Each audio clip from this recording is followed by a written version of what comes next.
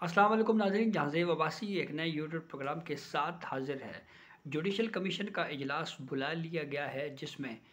कायम मकाम chief justice Sindh high court Irfan Saadat को बतौर जज सुप्रीम कोर्ट तैनात करने के मामले के ऊपर गौर होगा। ये बहुत अहम मामला है। गुज़िश्ता कई एक तवील वक्त से हम देख रहे हैं कि सुप्रीम कोर्ट में 2 जजेस की असामियाँ खाली हैं और इस मामले के ऊपर काफ़ी ज़्यादा जुडिशरी के अंदर भी तनकीद होती रही और ये गुफ्तगू की जाती रही कि ना सिर्फ सीनियर जजेस को ही बतौर जज सुप्रीम कोर्ट तैनात होना चाहिए, बल्कि उसके साथ साथ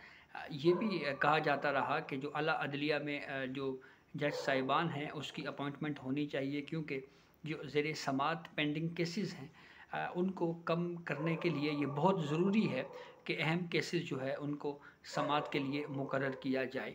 इसी हवाले से चीफ जस्टिस काजी फ़ाइज़ ईसा जो कि चेयरमैन हैं जुडिशल कमीशन के, उन्होंने इजलास तलब किया है। आज 3 बजे सुप्रीम कोर्ट की कमेटी रूम में ये अहम इजलास होने जा रहा है और इस इजलास में कायम मकाम chief justice Sindh high court को बतौर जज सुप्रीम कोर्ट तैनात करने के मामले के ऊपर गौर होगा। मोस्ट सीनियर जजेस में से जो चीफ जस्टिस साहिबान हाई कोर्ट्स के या लाहौर या दीगर हाई कोर्ट्स के जजेस में से सीनियर तरीन जज इनको कहा जा रहा है और यही व्यू चीफ जस्टिस काजी फ़ाइज़ ईसा का भी रहा कि ना सिर्फ कॉम्पिटेंसी को देखनी चाहिए, बल्कि जो मोस्ट सीनियर जज है उन्हीं को ही सुप्रीम कोर्ट ऑफ पाकिस्तान में तैनात होना चाहिए। इसके अलावा जो हाई कोर्ट में जजेस की अपॉइंटमेंट के मामले के ऊपर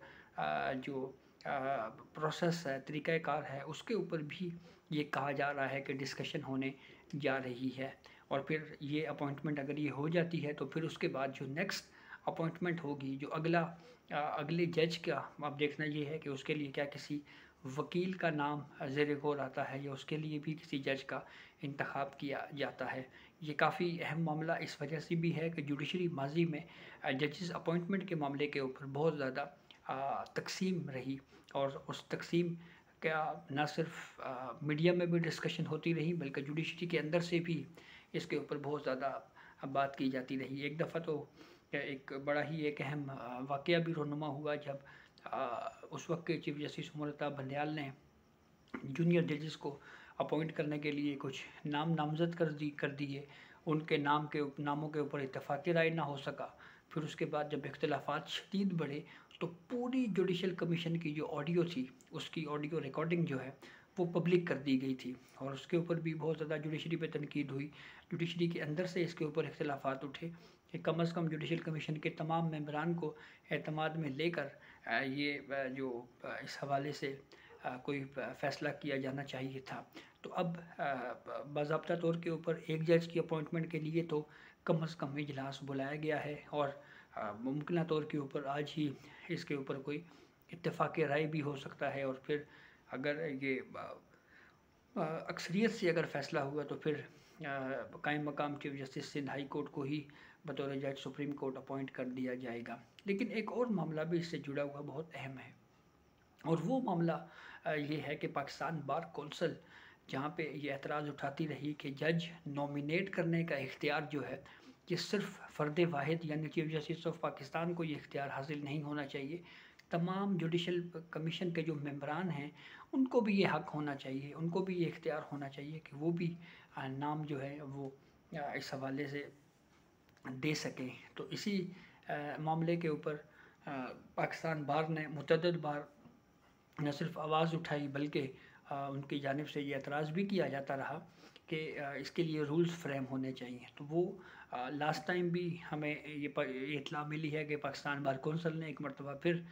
ये कहा है कि रूल्स फ्रेम किए जाएँ। लेकिन वो अब देखना ये है कि इस मामले के ऊपर रूल्स को किस तरह से रूल्स को अमेंड किया जाता है, क्या प्रोसेस अडॉप्ट किया जाता है, ये काफ़ी अहम मामला है। दूसरी इत्तला ये आ रही है कि आइंदा हफ्ते फ़ौजी अदालतों के ख़िलाफ़ केस और इसके अलावा आम इंतखाबात के इनेकाद से मुतल्लिक़ केस जो है वो भी समाअत के लिए मुकर्रर होने जा रहा है और ये कहा जा रहा है कि इस हवाले से बाज़ाब्ता तौर के ऊपर कोई मीटिंग भी हुई है। आप जानते हैं प्रैक्टिस एंड प्रोसीजर कानून के बाद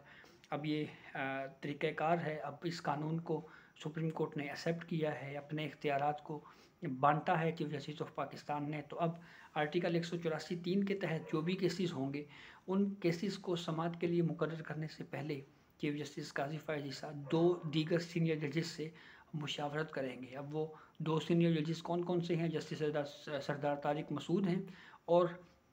जस्टिस इजाज़ुल एहसन हैं, और उनसे मुशावरत के बाद ही अब तमाम केसेस आर्टिकल 184(3) के मुतल्लिक जो हैं वो समाअत के लिए मुकर्रर होंगे। काफ़ी अहम केसेस होंगे और एक मरतबा फिर एक बड़ी अदालत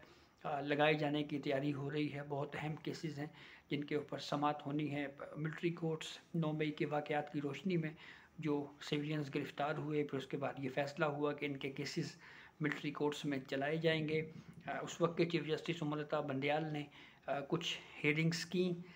लेकिन वो इस केस को डिसाइड ना कर सके और पेंडिंग रख कर ही वो निकल गए, वो रिटायर हो गए और फिर वो केस इसी तरह से पेंडिंग ही रहा। इलेक्शंस की अगर हम बात करें तो एक पुलिस वाले के तबादले के केस से ये मामला शुरू हुआ और फिर जिस तरह से इस मामले के ऊपर जुडिशरी अंदरूनी इख्तलाफात का शिकार हो गई, उसके ऊपर बहुत ज़्यादा क्रिटिसिज्म भी हुआ।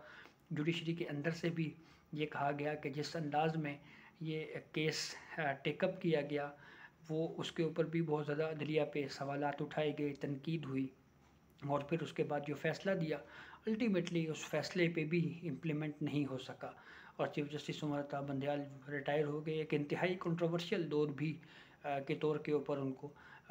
याद किया जा सकता है। इस हवाले से मिलिट्री कोर्ट्स के हवाले से केस को वो डिसाइड नहीं कर सके, इलेक्शंस के हवाले से केस को मौसर अंदाज में वो आगे लेकर नहीं चल सके, जुडिशरी को यूनाइट नहीं कर सके। लेकिन चीफ जस्टिस काजी फ़ायज़ ईसा ने आते ही प्रैक्टिस एंड प्रोसीजर कानून को डिसाइड करके कम से कम जुडिशरी के को मुत्तहिद करने के लिए एक बहुत बड़ा स्टेप उठाया है, एक बहुत अहम कदम उठाया है। तो अब ऐसी सूरत हाल में जब मियां मोहम्मद नवाज शरीफ की वतन वापसी के लिए तमाम तैयारियां मुकम्मल हैं और उसके साथ साथ अगर इंतखाबात का मामला अगर टेकअप हो जाता है और अगर कोई तारीख इलेक्शन कमीशन की जानिब से दे दी जाती है तो ये बहुत बड़ी डेवलपमेंट होगी, एक बहुत बड़ा ब्रेक थ्रू होगा इस हवाले से। और इसमें बिलखुसूस जो मिलिट्री कोर्ट्स का केस है वो भी बहुत ख़ासा अहम केस है। इस केस की अहमियत इस वजह से भी है कि इसके ऊपर भी सिविल सोसाइटी की जानिब से बात की जाती रही कि सिविलियन का मिलिट्री कोर्ट्स में ट्रायल जो है ये कोई अच्छी नज़ीर नहीं है। और बिलखुसूस हमारे जो मौजूदा चीफ जस्टिस हैं काजी फ़ायज़ ईसा, वो जब 21वीं तरमीम चैलेंज हुई तो उस वक्त भी सिविलियन के फ़ौजी अदालतों में ट्रायल के ऊपर एक अपना ओपिनियन दे चुके हैं, एक व्यू दे चुके हैं। तो आइंदा हफ्ता बहुत अहम होगा और अगर ये दोनों केसेस समाअत के लिए फ़िक्स हो जाते हैं, जैसे कि इम्कान ज़ाहिर किया जा रहा है कि ये दोनों केसेस समाअत के लिए फ़िक्स हो रहे हैं, तो कोई बहुत बड़ी डेवलपमेंट जो है वो सामने आ सकती है। तो ये अब तक की अपडेट थी जिससे हमने आपको आगाह किया। बहुत शुक्रिया।